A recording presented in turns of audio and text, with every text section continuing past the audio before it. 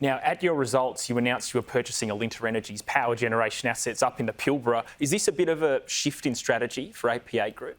It's a refining of our strategy. So again, we've been traditionally well known as a gas transportation business, but we know we've got a critical role to play in the energy transition, and we know we've got a unique opportunity because we can actually bundle all the services. I said before, we provide renewable power generation, we provide electricity transmission, and we can work with our customers to bundle that together.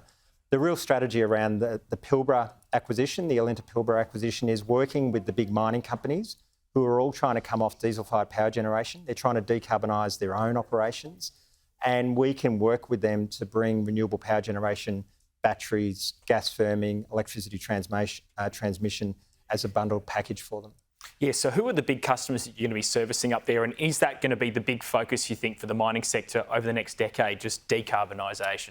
Absolutely. It's the likes of BHP, Fortescue Metals Group, Roy Hill, or the Hancock Group.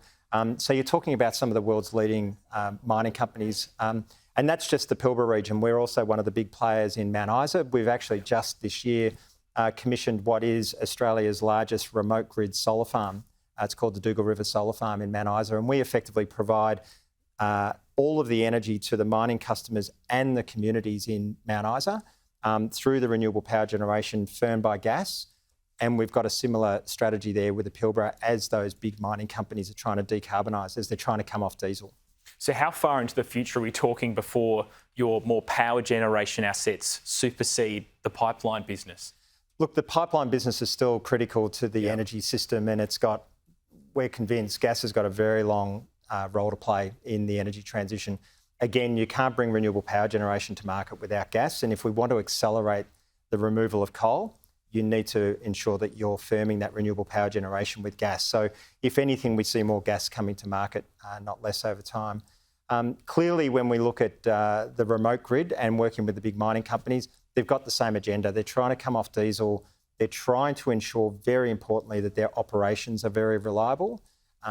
We can't afford to be bringing renewable power generation in, and then when the sun doesn't shine, the mining site operation shuts down. It's just very inefficient for them to do that. So one of the things that they're trying to do is bundle that all together. So we see very strong growth in renewables, in power generation, and I think it's going to be a real complement to our existing gas transmission business.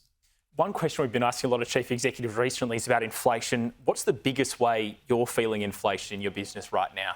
Yeah, we're certainly seeing inflationary pressure take hold on infrastructure delivery projects. So obviously a lot of that is labour, a lot of it is equipment supplies and materials, and it's flowing its way all the way through. One of the other things that we're very mindful of, particularly in the energy system, is that we're very much aware that energy is a household consumption matter, and industry in particular has got enough pressures without energy playing a role in that. And it's why we're very strong at advocating the removal of coal, the introduction of renewable power generation, the firming of gas, and bringing more supply to market to ensure that we can bring those costs down and ensure that we've got a sustainable future, both from an energy security perspective, from a cost perspective, and from an emissions perspective. Well, Adam Watson, Chief Executive at APA Group, thanks so much for your time today. Appreciate it. Thank you.